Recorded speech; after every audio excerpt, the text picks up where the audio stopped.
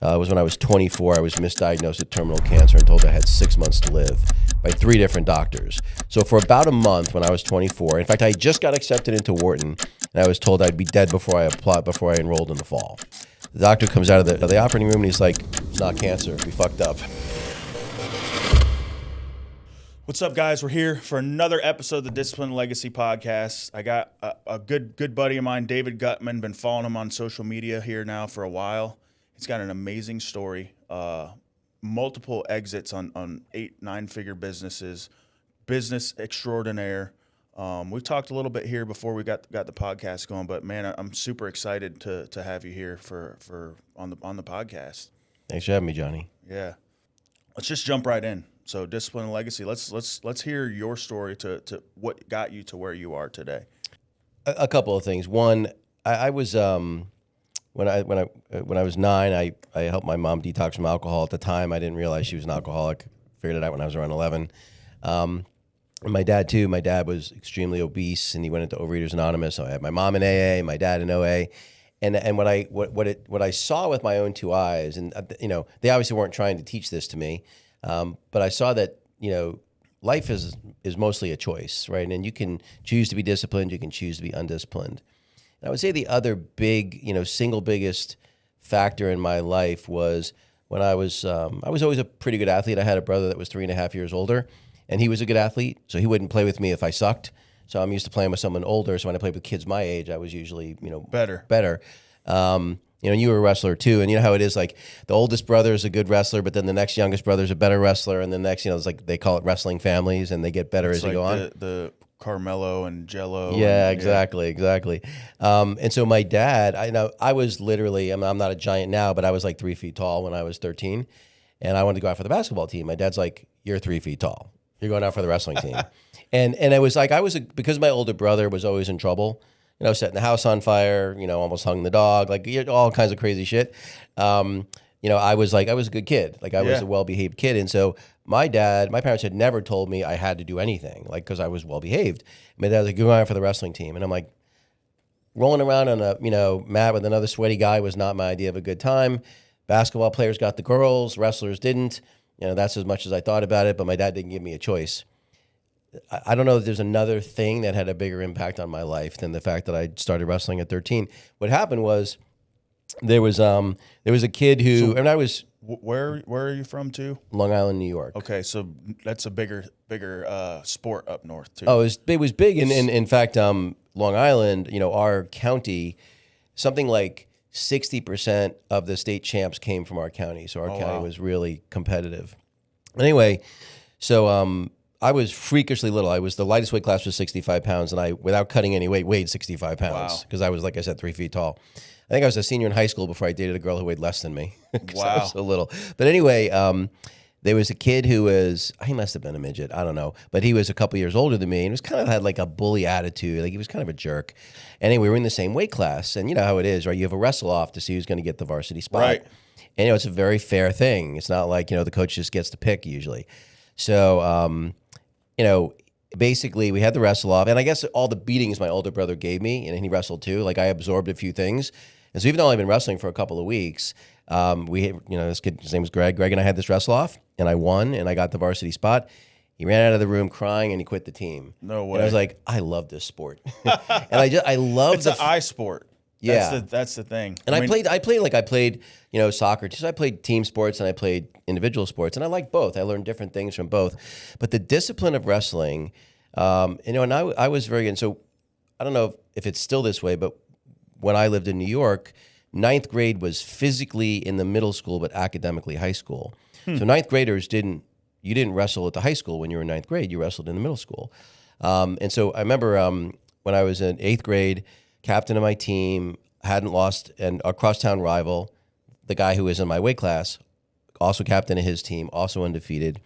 And so it was the last match of the season, our crosstown rival. He beat me. It was like 9-7. Close match, but he was just a little better than me. He was, it wasn't like he was better. He was slightly better than me.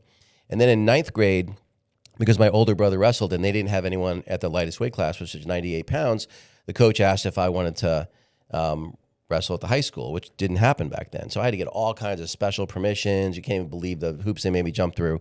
My dad threatened to sue everyone if they wouldn't let me. But anyway, so I wrestled at high school. So it was a really interesting lesson for me. So ninth grade, I'm wrestling 10th, 11th, and 12th graders.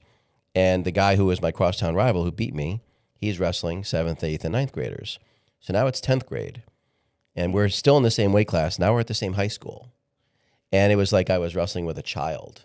And it taught me this lesson. I would way rather be a small fish in a big pond than a big fish in a small pond. I mean, so many of the lessons I've learned came from wrestling. And that, and then I wrestled D1 in college. And that was also a very humbling experience because, Where'd you go? I went to Brown. So I went to an Ivy League school. We were, but my senior year, I think we were ranked 10th in the country, having nothing to do with me. I was very good in high school, and I was very mediocre in college. Right. I got my ass handed to me on a regular basis. You want to talk about humbling, right? It's like, this is something I've been good at my whole life. And then the thing was, at college, everyone's in amazing shape. Everyone takes it seriously. There's no cutting corners. And I was cutting. At D1 anyway. Yeah, D1. Sure. Yeah. D1's a different level. Yeah. Yeah, and not only that, but like the cutting the weight part is the part that people don't understand how mentally that.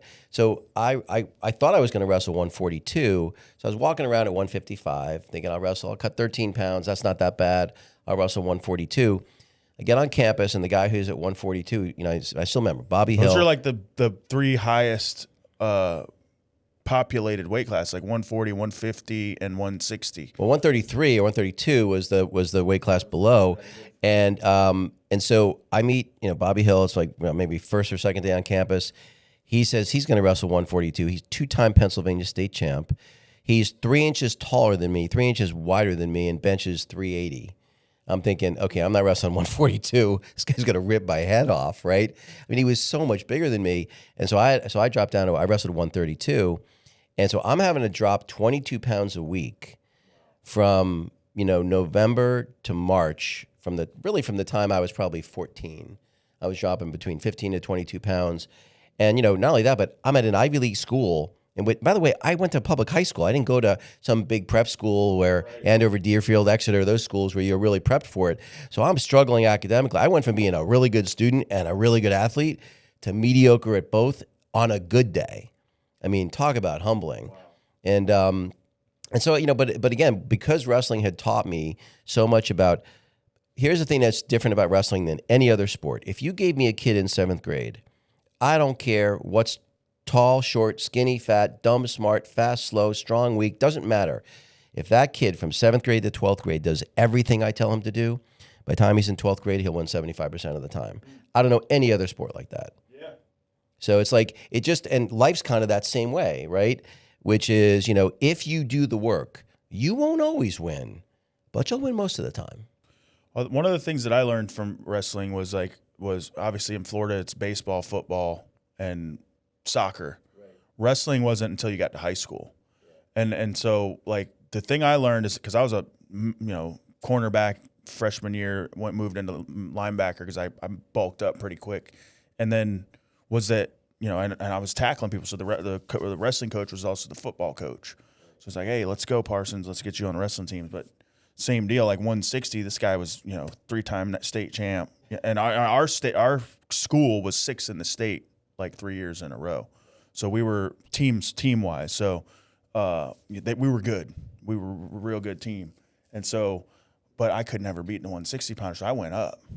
Instead of cutting weight, I'm like eating cheeseburgers. That's way easier to go. And drinking 3 milks at lunchtime. So I'm getting bigger, and these guys are all like spitting in cups and like wearing sweat stuff throughout all day at school. But the thing I learned about it was technique over everything. So it, obviously, like you said, putting the work in, putting the time in, understanding, utilizing somebody else's weight against them.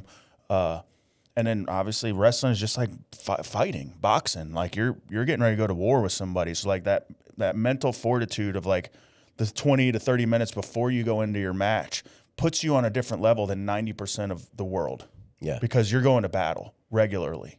And my son did jujitsu like the first time he went in, and this kid like grabbed him by the ankle and he sprained his ankle the first 5 minutes of him being there. And I'm like, dude, this ain't Xbox. Like this, right. This kid's coming for your throat. Like you got to be going for his too. Even though you're practicing, you're still practicing for going to each other's throats. So like, and he didn't want to go anymore after that. But like that, and that was something you learned from ninth grade. Obviously, was really neat to know that all I had to do was learn technique. Because everybody I lost to was like, dude, you're strong as fuck. Like, Right. that was the one thing. Like, even though I lost, they were still like, dude, you were definitely got some. If you just tweak your technique a little bit, you'll be unstoppable. Yeah, I would say it's funny. And I had good coaches. I didn't have any great coaches. But the thing about it was too, like, I also understand the difference between, someone who's got decent natural ability and puts in the work ethic versus someone who's truly gifted. Yeah. Like, there's just a difference, right? And it's like, if you follow college wrestling now, you see like what Penn State is like. I mean, they think about it. The guy, Cael Sanderson, has now won, I think it's 12 national championships in 14 years. Imagine any other Division I sport. Imagine Alabama winning 12 out of 14 national football titles, or The Duke. dynasty, yeah. Yeah, it's like, it's on a different level. And the different thing about wrestling that's different is all of the best coaches were all the best wrestlers. John Smith, Dan Gable, Cael Sanderson, all of them. Gold medal winners, national 2, 3, 4-time national champs. No other sports like that where the best athlete ends up being the best coach.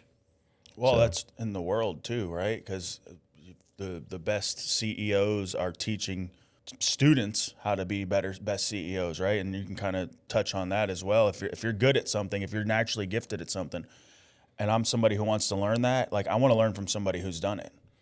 Yeah, it's funny. Mentorship is an interesting thing to me, and the podcast is sort of a flavor of that. I don't know what your experience is, but mine has been when I mentor people, I often learn as much or sometimes more from the process of mentoring them, because in order to be able to explain it to someone where it's new to them, you have to be able to break it down in a way, that a 5-year-old can understand, right? And the reality is most things can be broken down that way, but you have to understand it now at a deeper level. So I find it really useful for myself.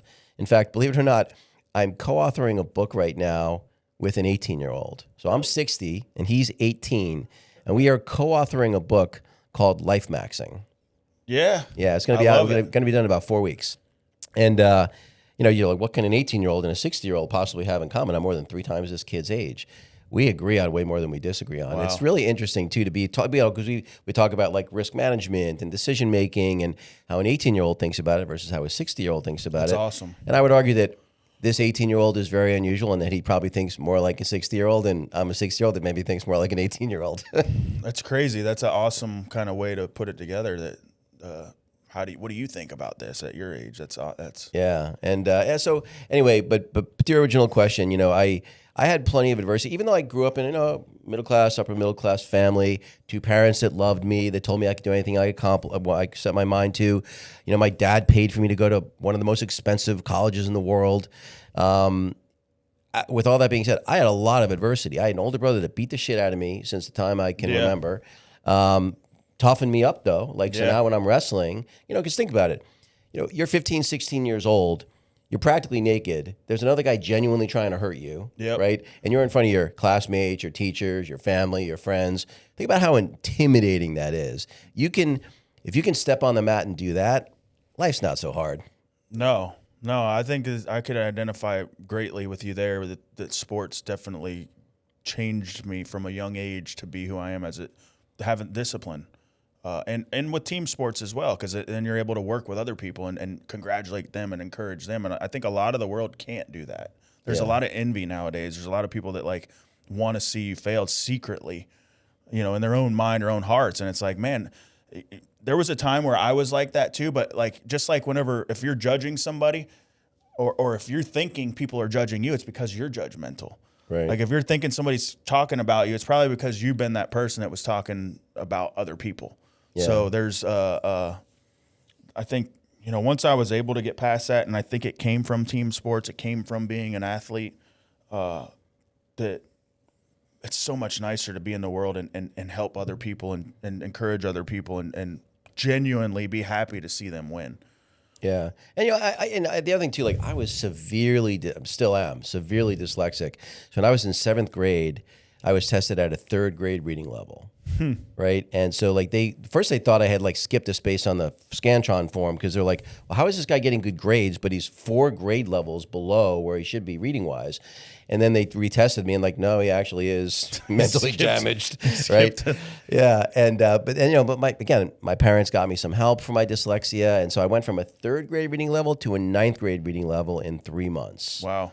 And then I had one. It's funny how one teacher, one coach can change the direction of your life. I had a 7th grade English teacher. Honestly, the things I remember about this guy, Mr. Joseph, he had a Hitler mustache, straight up Hitler mustache. Like, so he's bald, Hitler mustache, and the thickest Boston accent, like Pak the Ka and the Harvard Yard, like that kind of accent. Yeah. And you'd get fired for this now, but he would draw cartoons of basically mocking his students, right? And he would pick a different student, but literally we had this weird relationship where half the cartoons he drew were making fun of me, right? But we had this and I remember him asking me if I was going to take, if I was going to try to get into honors algebra, which is, if you don't get into the algebra class, then you don't get into any of the honors classes, right? So it's sort of like you start on that track or you don't. And I was like, no, because again, I was struggling academically. And he encouraged me to do it. And I remember I got into the algebra class by like 1 point. Like I just barely got into that. Enough to get by. But then I got into John. Then I was in all honors classes and all IP classes from there. And even then I remember in 11th grade, you think again, the little things that change the whole trajectory of your life. When I was in 11th grade, the guy who was the best guy in the weight class above mine, no one had beaten him in 3 years. He was already 2-time state champ, and he ended up being 3-time state champ. And so all the good guys in his weight class dropped a weight because they knew they couldn't beat him. Yeah. Right? So my weight class was just flooded. And so even though I'd done really well in 9th and 10th grade, in 11th grade, I got knocked out of the tournament early because all these guys in the weight class above mine had dropped. And I was, wrestling was my identity. That's who I was. And I remember my mom was like, my brother had been in therapy forever. I'd never gone to therapy before. My mom was like, I want you to go see, Henry. He's the Henry Hurdle was his name, the therapist. My brother, you would go see. I'm like, Mom, I don't need a therapist. She's like, humor me and go. I only went to 2 sessions, and he says to me, actually, there was 2 things. One, I couldn't buy a date in high school. I mean, literally, could not buy it because it's like the jocks that I was a geek, the geeks that I was a jock. I just didn't fit in. Like I never, and because I didn't drink, like I wasn't invited to the parties. I was the vice president of Students Against Drunk Driving, driving the cool kids to the parties, home from the parties I wasn't invited to. So that was it. I couldn't buy a date. Right. So Henry said 2 things to me. One, he said, he's like, Dave, I know you're not going to believe me, but there's going to come a time where you're not going to have any trouble with women. That time is not now, but it will happen. It'll happen. And it was weird. He said it to me in a way that, because it wasn't my parents, like I believed him. Yeah. And it just shifted my thinking in a way. Then my senior year, the most popular girl asked me out, and that's who I dated, went to prom with and stuff like that. But the other thing he said to me was, he said, where are you thinking about going to school? So New York State has this thing where if you score on average above a 90 on all these end-of-year exams, and they have one for every math and science class, you get a free full scholarship to any New York State school. So I had a good average there, so I would automatically qualify for a free. So I could have gone to any of the SUNY schools for free. I'm like, I'm just going to go to one of the state schools. She's like, why don't you think about applying to some of the Ivy League schools? And I was like, Henry, I'm not going to get into an Ivy League school. He's like, well, you might not get in normally. He's like, but you can ask the coaches of the schools you're interested in to send someone to scout you, which I didn't know you could do that. Yeah. So Harvard and Brown were the 2 I was interested in. So I asked the coaches to send someone. My record was good enough that they sent someone to scout me. They were both interested. I did campus tours with both of them. Hated the guys at Harvard, loved the guys at Brown. And the Brown coach said, if you withdraw your application from Harvard, I'll guarantee your admission to Brown. And so if it weren't for that one conversation, because I went to Brown, then I ended up going to Wharton later for business school. Again, none of that would have happened but for Mr. Joseph in 7th grade and Henry Hurdle saying that. Like little things like that change the entire course of your life. Yeah. But I would say the other big hardship that changed everything for me, and probably has more to do with who I am as an adult, was when I was 24. I was misdiagnosed with terminal cancer and told I had 6 months to live by 3 different doctors. So for about a month when I was 24, in fact, I just got accepted into Wharton, and I was told I'd be dead before I enrolled in the fall. And at that point, I'd worked for a company that had IPO'd I had on paper was worth $300,000, back in 1990 when that was a lot of money, especially for a 24-year-old. And had already gone to one Ivy League school and gotten into another, been a Division I athlete. And so by most people's standards, reasonably successful. And I'm like, I'm going to be dead in 6 months, right? What the fuck was all that for? Right. And again, I wasn't a bad guy, but I was so focused on Was there like cancer in your family, or was there like a reason that what thought happened, it was? Or yeah, so what happened? Well, here's the part that was crazy. So the last misdiagnosis was at Memorial Sloan Kettering in New York City. At the time, the best cancer hospital in the world. Wow. So if you're president of like a country, that's where you go for your cancer treatment. My dad knew a head nurse there and got me in, and so what had happened was the symptoms I had childhood asthma. I was a preemie. I was born in 8 months, so your lungs developed last, so I always had lung issues. And so I just thought I had bronchitis. So, I was on a consulting project in St. Louis. I lived in Chicago at the time, so I wasn't in my home city. And doctors gave me antibiotics, didn't get better. Gave me more antibiotics, didn't get better. He's like, well, let me take a chest x-ray, maybe of walking pneumonia. So I get an x-ray first thing in the morning before I go to work. I get what I realize in hindsight is a panicked phone call at lunchtime. Oh, can you come in this afternoon? So I go in the afternoon, waiting room's packed, and there I'm immediately ushered into a exam room. I'm like, oh, that's probably not good. Wow. And the guy puts my x-rays up, and he's like, your lungs are fine. There's a mass the size of a softball. It's pinching your trachea shut, and that's why you're having trouble breathing. And he's like, I know you're going to think I'm a quack before I say this, but this is stage 4 cancer. There's no doubt in my mind. He's like, I was a thoracic surgeon for over 30 years. There's no benign condition that presents this way. So he's like, and I'm like, what are you talking about? He's like, I think you have 6 months. I'm like, are you fucking crazy? There's no way from an x-ray, right? So he's like, I know you think I'm crazy, which is exactly what I thought. So he's like, I called in some favors. Barnes Hospital is the best hospital in St. Louis. He's like, I got an appointment with you in 2 days with the head of oncology at Barnes Hospital. You're going to do a CT scan tomorrow. They'll see him on, 2 days from now. You're going through this all by yourself at 24? All by myself. And I didn't even tell my parents after the x-ray diagnosis because I'm like, there's no way. And by the way, I don't drink, I don't smoke, I've never done a drug in my life. I work out like a maniac, and I eat like a monk, right? So I'm like, my health is I'm a competitive triathlete, in my wildest dreams, and I feel fine other than I can't really breathe that well. So I go to get the second opinion, and he's like, 6 months. And so now I tell my parents. So my mom, her reaction was hilarious. She's like, it can't be cancer. I can't handle it if it's cancer, so it can't be cancer. I'm like, thanks, Mom. Yeah, really, really helpful. My dad got me into Sloan Kettering, though. And so now my mom and dad, who divorced, so they're not usually in the same room. So it's me, my mom, my dad, and the oncologist. And he's flipping through my thing, and he's like, literally, he said, I'd get your affairs in order. He's like, he said it nicer than this, but he's like, we'll do a biopsy. We'll figure whether it's Hodgkin's or non-Hodgkin's. We'll try some experimental shit. It won't work. You're going to die anyway. He said it nicer, but that's basically what he's saying. And they're not even saying, you've got a little bit of a chance. They're like, you will be dead in 6 months. Let's not try to cut it out first and see what happens. Yeah. So anyway, so when I'm at Sloan Kettering for the biopsy. It's supposed to be 30 minutes, and I'm on the operating table for 3 hours. My parents are freaking out because they're supposed to be 30 minutes, right? 2 hours, 3 hours.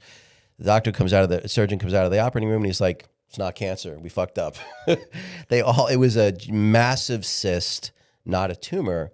Now, even I know that you can tell the difference. In an x-ray, a cyst and a tumor look exactly the same. Right. But on a CT scan, they look different, which means they never even looked at the CT scans. Wow. So they were just lazy. Now, in their defense, there were only 2 medically documented cases of what I had, apparently, at the time. So it was really rare. But the part that was the mindfuck about the whole thing was because I was in the operating table for 3 hours, they now have to put me on an antibiotic IV drip, because my chest was open for 3 hours.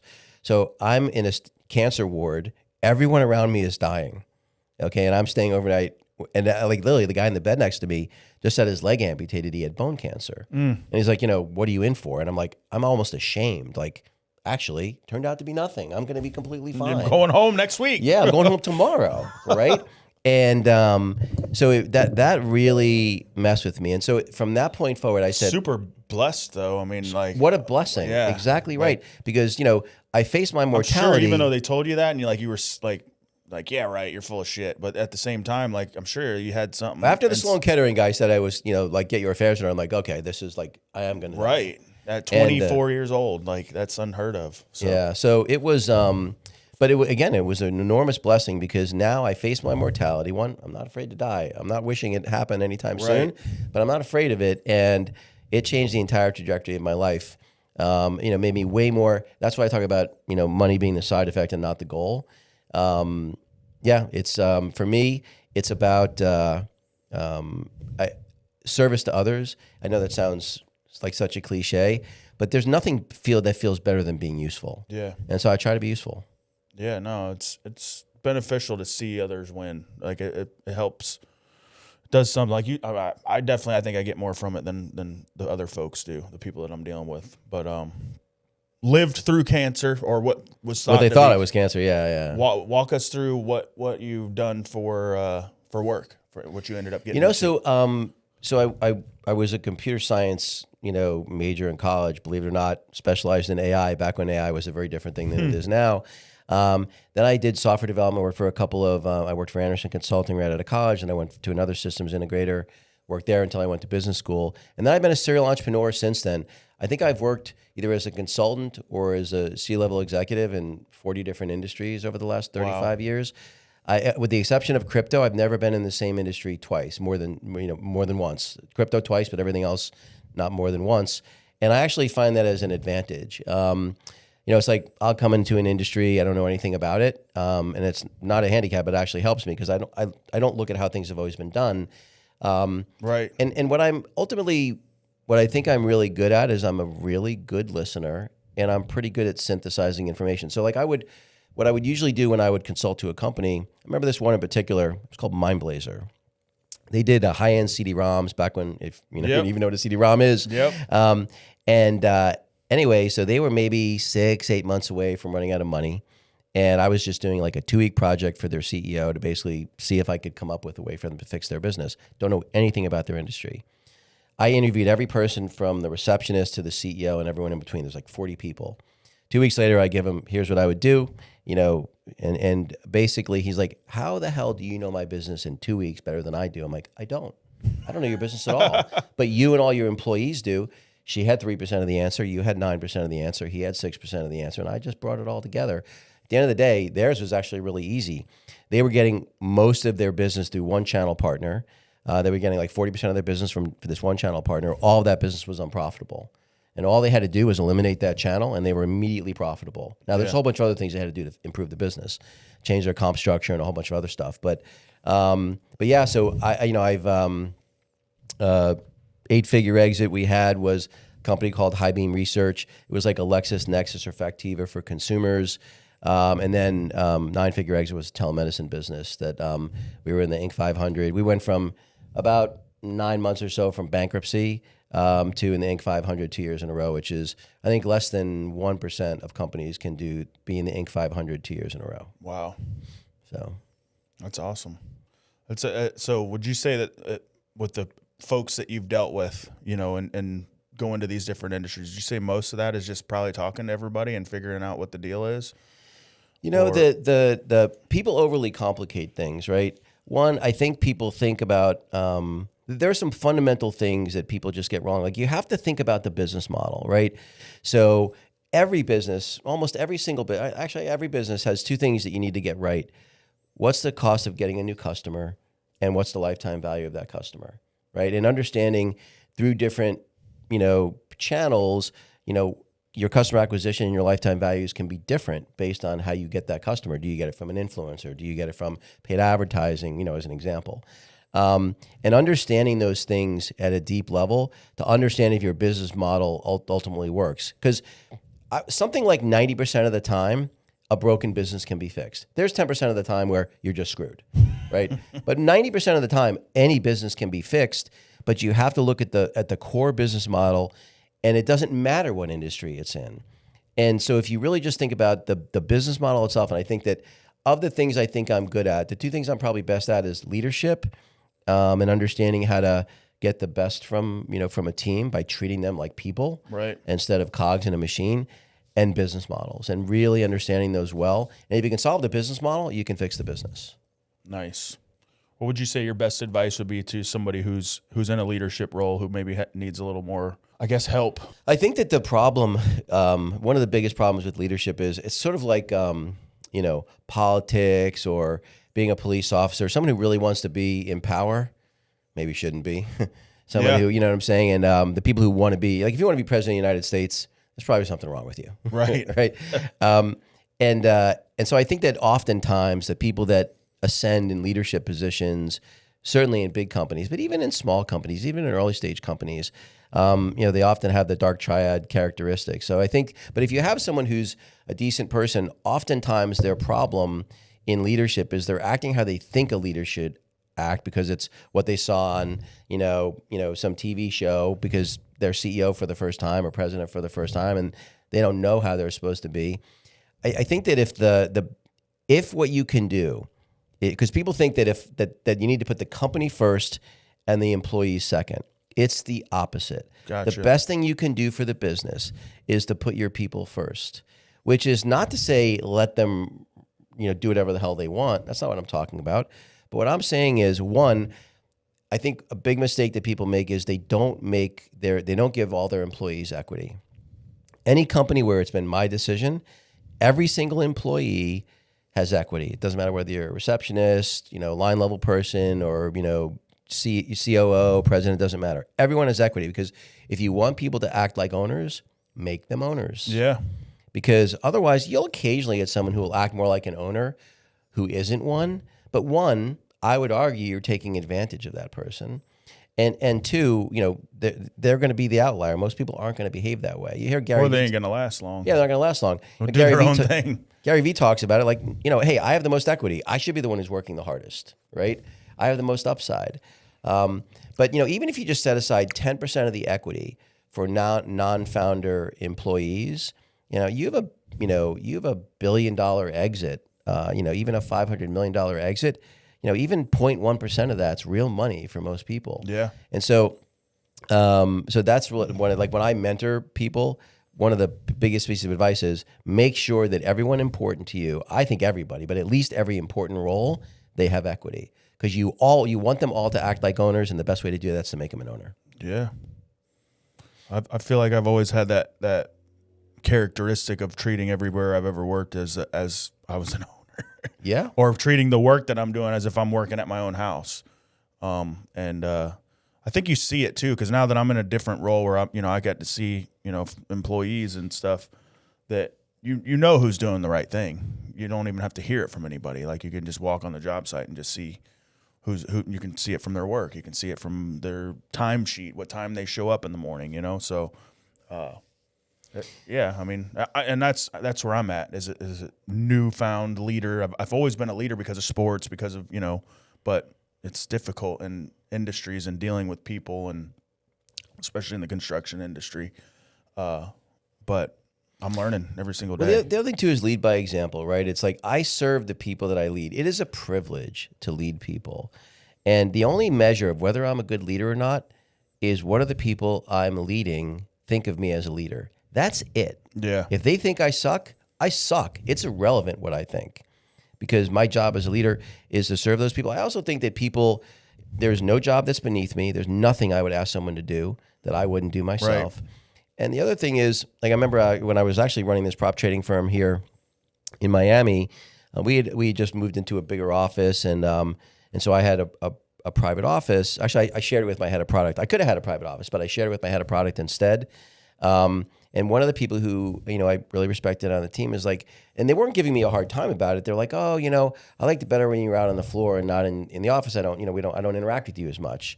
That night I moved out of the office, let someone else move in and take my desk in that office, and I moved out into the main area.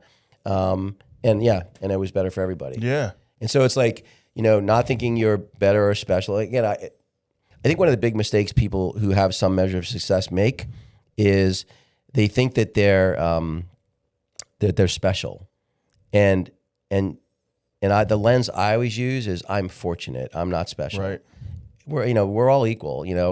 whether you believe in God or not. And people say we're all equal in God's eyes. I think that's a good way to think about it. To me, I feel like I was so fortunate that I've been given the opportunities that I've had. And anyone who was born to the same DNA and circumstances as me would be me. So I wasn't born in sub-Saharan Africa dying of dysentery. Right. So it's like, because that happened, it wouldn't matter how hard I worked. I'm still, it's not going to work out well for me. So I feel really fortunate. And I think if you can do that, and the other part I think people get wrong is good leaders, you're at least 30% therapist. Right? And people they feel like once you get to that CEO role or whatever, that they shouldn't have to do that. That's what good leaders do. It's like, would you rather spend that time, getting the best out of the people on your team, or replacing those people and having them and having all the cost of turnover and having people come up the curve and all of that? Being able to, like a good parent does, you're going to manage and lead everyone a little bit differently because everyone's different. Yeah, no, it makes sense. What do you got going on now? I know you said you got you're writing a book, co-authoring a book. Yeah, what is new for you right now? I tried to be semi-retired. I was still doing 2 podcasts a week and working on some books and some public speaking, and did my first TED Talk, stuff like that. But I got pulled out of retirement to do this longevity business, and the reason my wife talked me into doing it was she's like, she's quite a bit younger than me, and she wants me around for a long time. My daughter wants me around for a long time. Like, I want a lot. So I'm doing the longevity business for me. Right. I want it for me.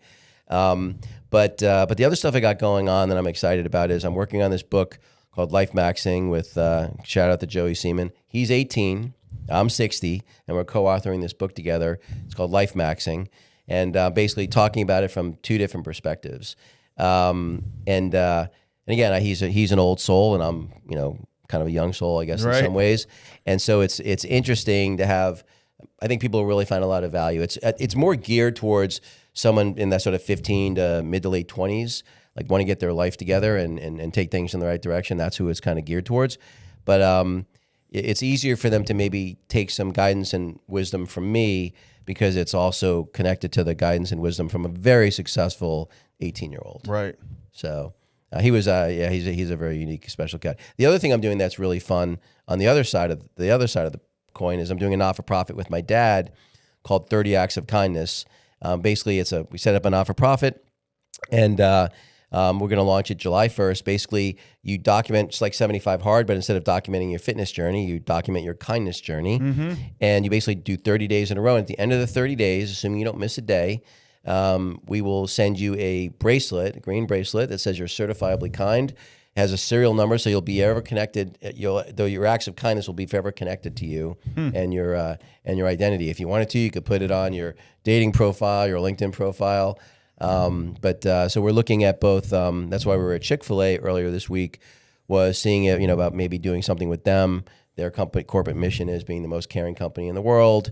We think 30 Acts of Kindness can help them on that journey. So, but at the end of the day, the thing that's cool about it to me is I get to work with my 84-year-old, father. And believe it or not, my dad coded the app himself with the help of AI. So an 84-year-old wrote an app in a couple of weeks, and thing looks damn good. It's kind of amazing. AI has changed everything. It has. Yeah. Definitely. I'm learning about it myself. Claude and Gemini. Amazing. It's amazing. Cool. So, what kind of legacy and impact would you like to leave on the earth? My thinking about legacy has shifted, as we were talking about off camera. When I was 24 and I thought I was dying, I remember the promise I made to myself was, if I somehow survived, which I did. Now, mind you, back then there was no internet, right? My thought was, I decided that I was going to try to have as big an impact on the world as I possibly could, in a positive way. And I thought the best thing I could do was to be a high school teacher and a high school wrestling coach.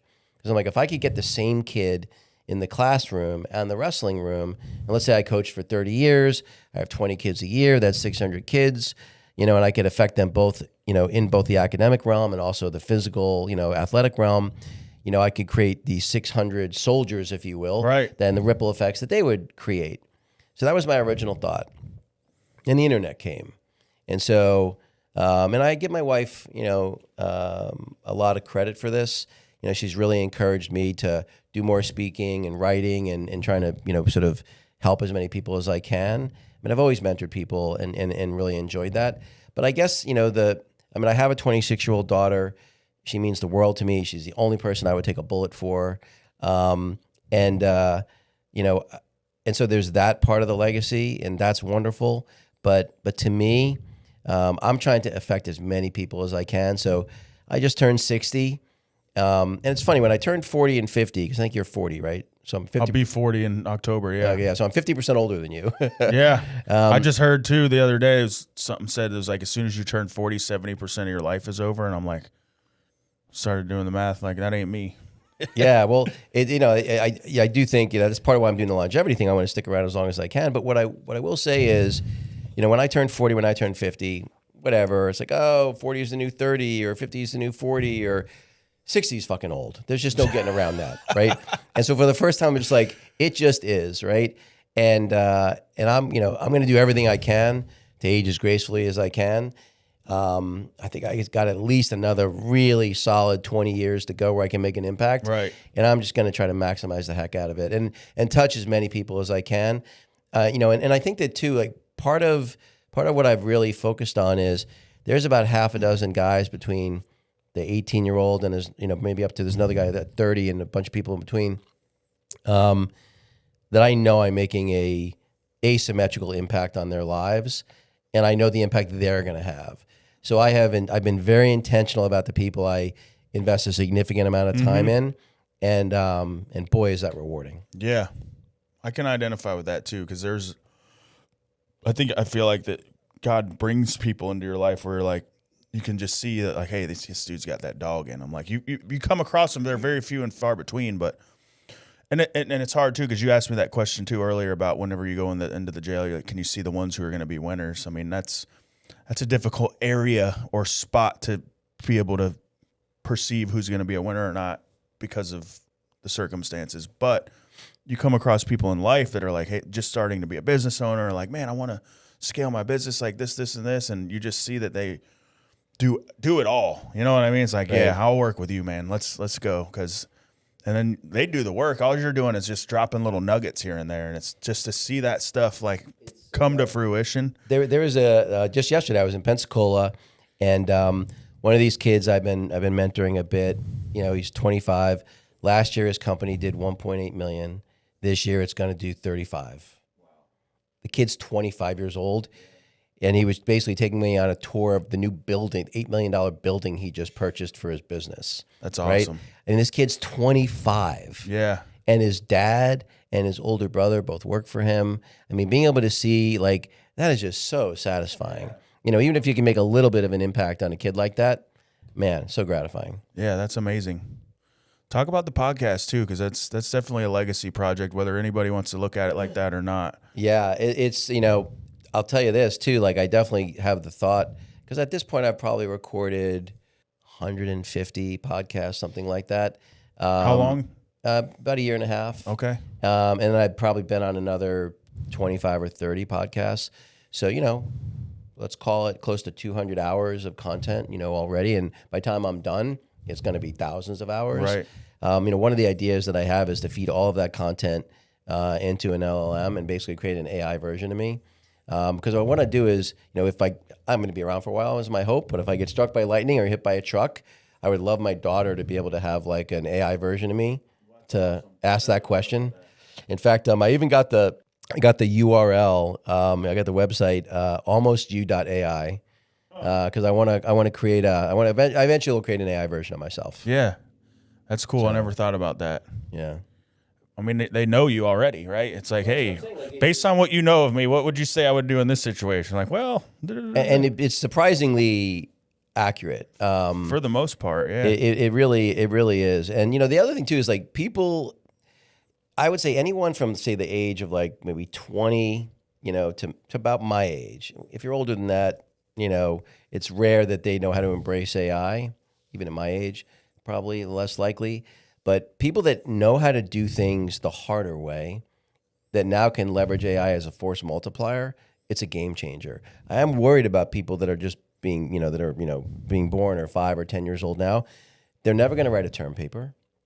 They're probably never going to learn to drive a car, right? Like if you're born today, you're never going to learn. It's going to be like you and I learning to ride a horse. Right. We can go to summer camp and learn how to ride a horse, but as a hobby, they're not going to be able to drive their own cars when they get older. yeah, it'll be like, oh, I'll go to a racetrack and drive a car or Right. something like that. But like as a fun hobby or something. Right. But you're not going to drive a car. They're driving themselves now.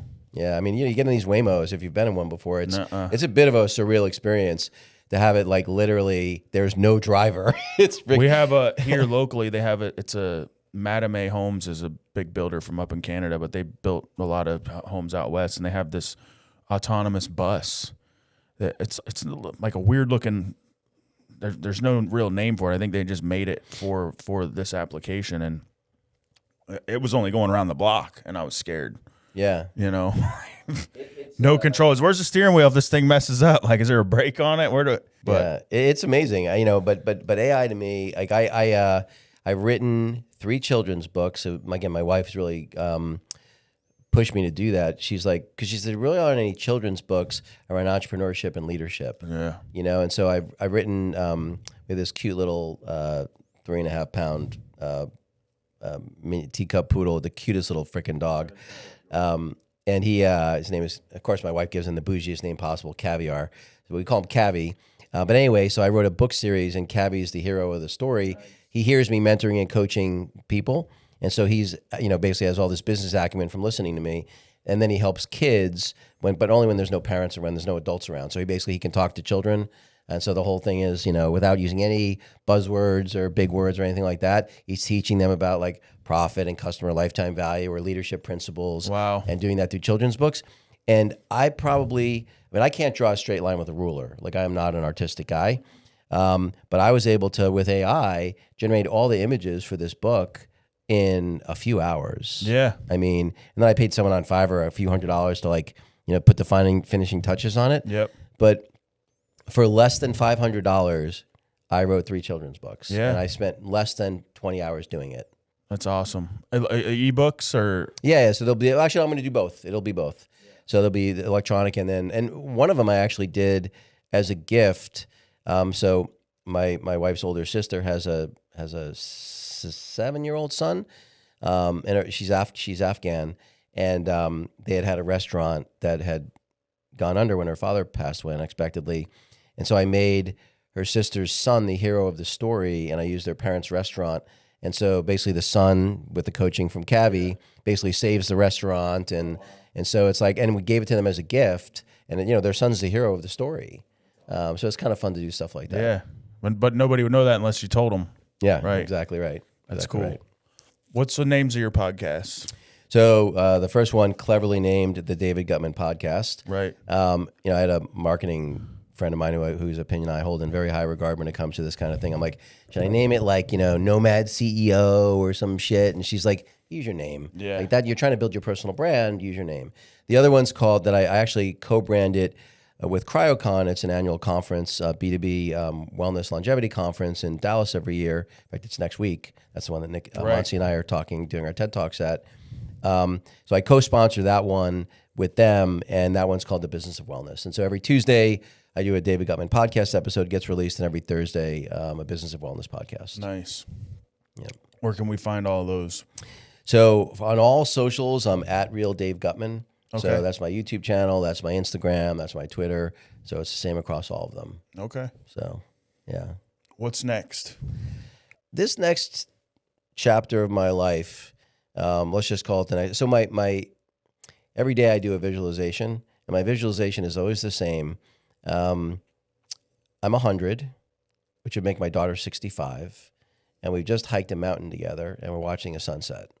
Okay. And so I don't know if I'll make it and still be that physical at the time I'm 100, but I think given where things are, science and technology, I think that's possible. Yeah. If I continue to do the resistance training and all the things that help me age better. But I'm like, that's 40 years, but I figure I got at least 20 where I could be really productive.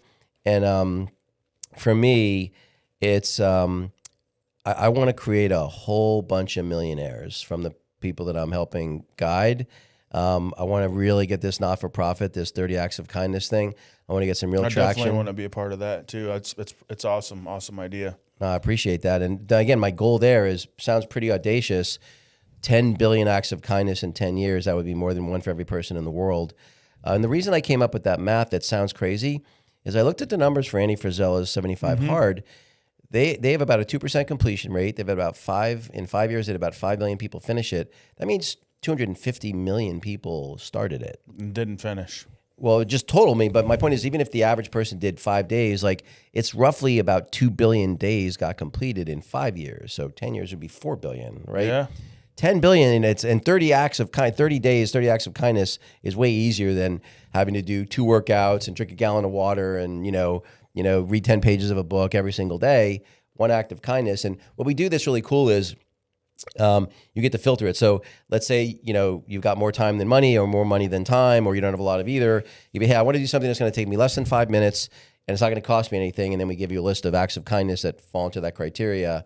And of course, you can create your own if you want to. Right. But yeah, the idea is that every person that signs up we create what we call a kindness tree. So if I sign up and then you sign up under me, now you're a branch on my kindness tree, and then your wife signs up under you. She's a sub-branch on my kindness tree and a branch on your tree. Every act of kindness that any of us do is a leaf on each of our branches. And so, and every leaf, every act of kindness has cost and time associated with it.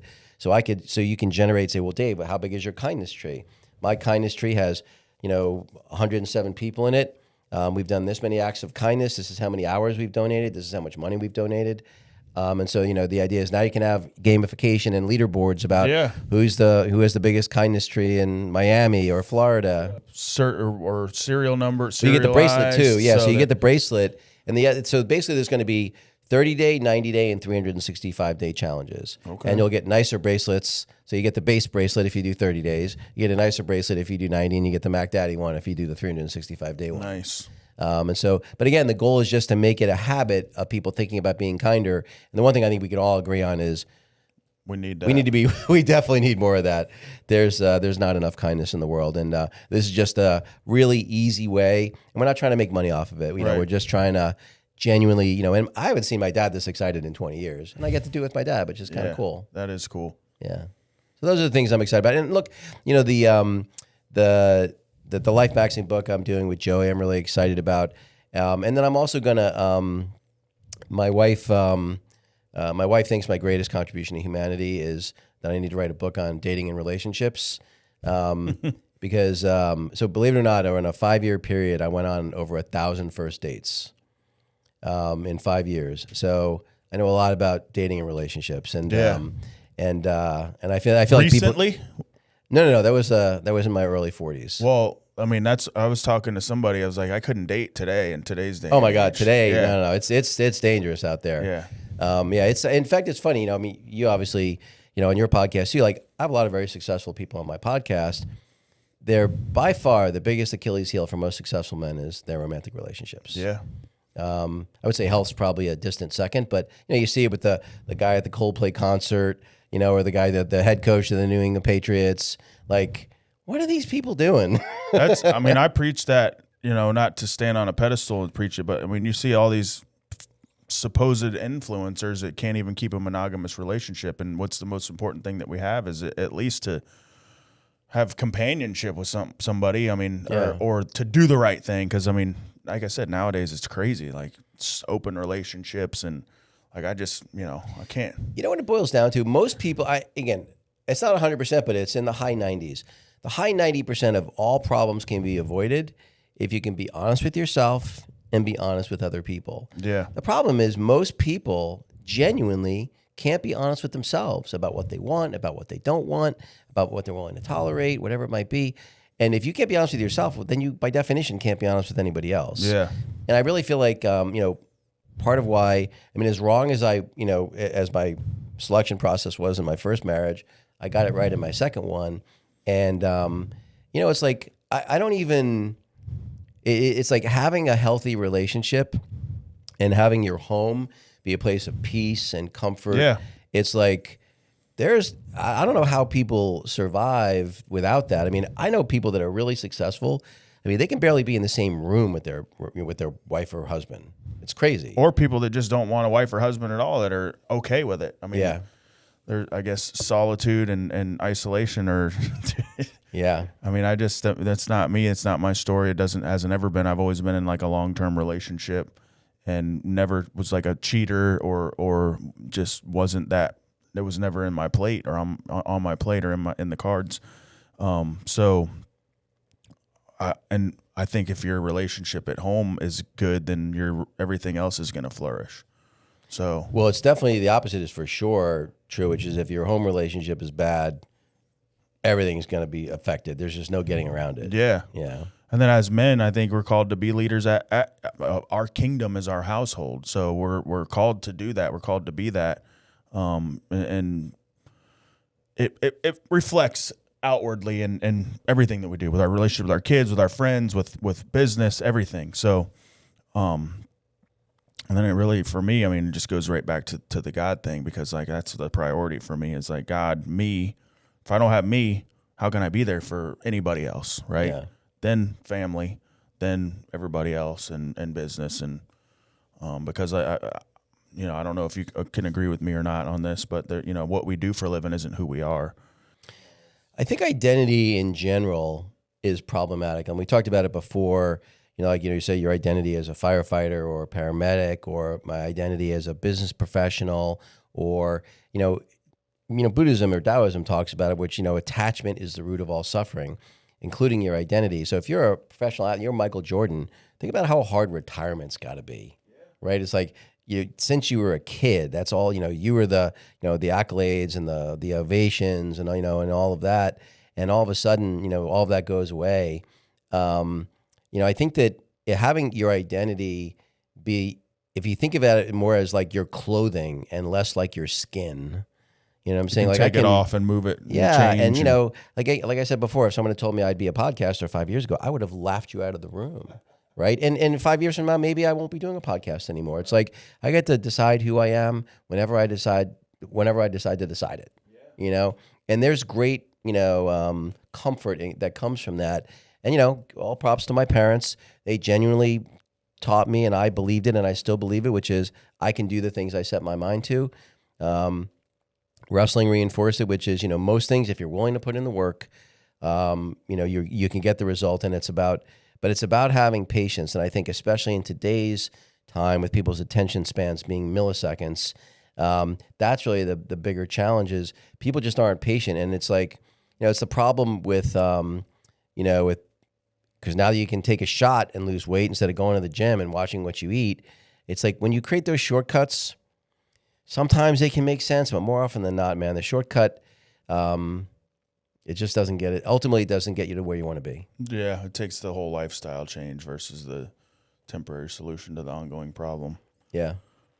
Or the combination.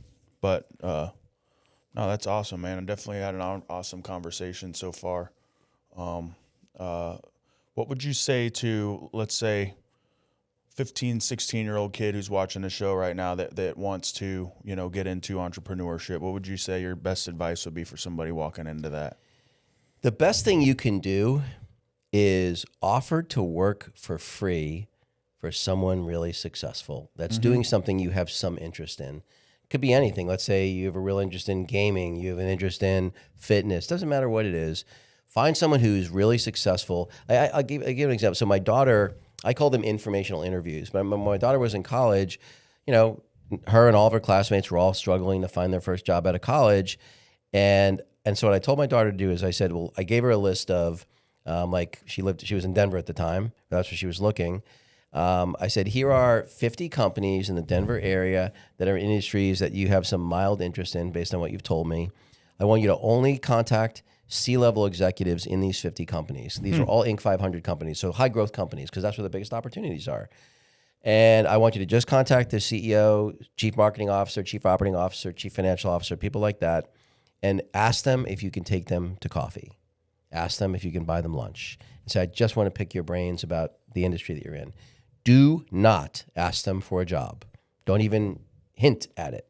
Just ask for advice. I'll help you prep for the interview, or and she's like, Dad, there's no way a CEO is going to, meet me for coffee.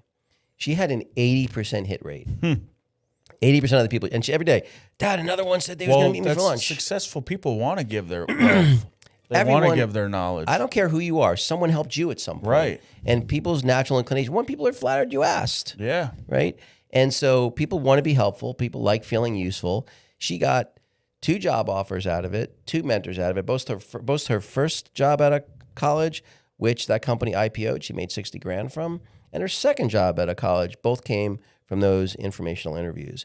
And I would say if I were 15 today, like I went to 2 Ivy League schools.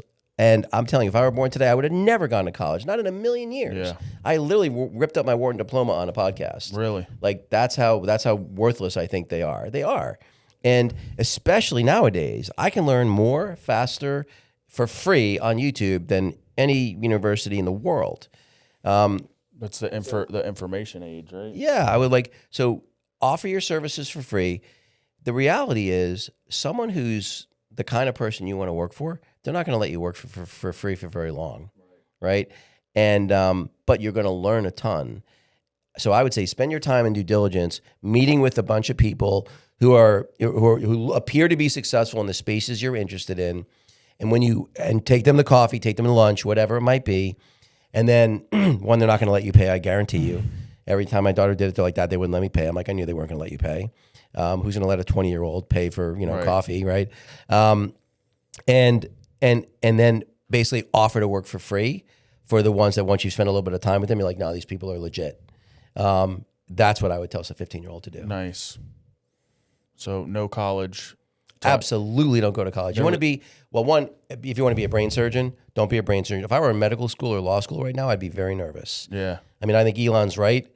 Within 5 years, the robots will be better than the best surgeon at anything in the world. Doesn't matter what it is. And lawyers, oh my God, I would definitely not be in law school right now. But you want to make bridges.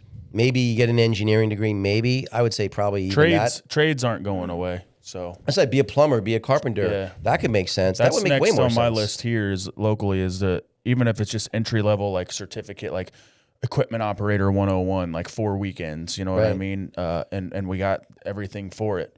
How many moms and would swipe the credit card for putting their kids in a class and then you pick the ones you want. Like, yeah, this kid's good. Come work for us. 100%. And people is like the 18-year-old who I'm doing the book with. He dropped out of high school at 15. He convinced his school teacher mom, to get a $5,000 credit card for him to buy an agency license. He started an AI agency company at 15, did 7 figures. And, now he's 18. I mean, it's people like, oh, the youth these days. Are you kidding me? These kids are amazing. My son built every single platform. He wants to scale businesses. So LinkedIn, Instagram, created the logo, went on sunbiz.org, made sure the name wasn't taken. Yeah. Everything. And then I'm like, dude, do you know what you just did? And then I'm like, all right, well, let's start building. And then that's where he stopped. It was but fear. Yeah. Dealing. Fear of failure. That's the other thing. I think that it's really important just from a success standpoint in general. You have to frame failure as learning, right? And it is, by the way. I mean, if you really think about it, think about all your best qualities, right? I guarantee you, every one of your good qualities, you can map back to something bad that happened. Yeah. You can't map your good qualities to anything good that happened. No. In fact, the two biggest mistakes I think about being a good parent is you make it about yourself, which is, again, it's understandable, but you need to make it about the kid, not about you. And the second thing is your natural instinct is to protect them from suffering. And the reality is then you're protecting them from learning and growing. And it's like, you can't have a growth mindset if you can't accept some suffering. Now, I don't want my kid homeless, but maybe that's why you get them into a martial art. You want them to have some kind of suffering, even if it's manufactured suffering, so that they can learn and grow. Yeah, definitely. So what else you got to say to the folks at home? Honestly, we've covered a lot of territory here. I would just say, check me out, Real Dave Gutman, at Real Dave Gutman. Just trying to build up my following.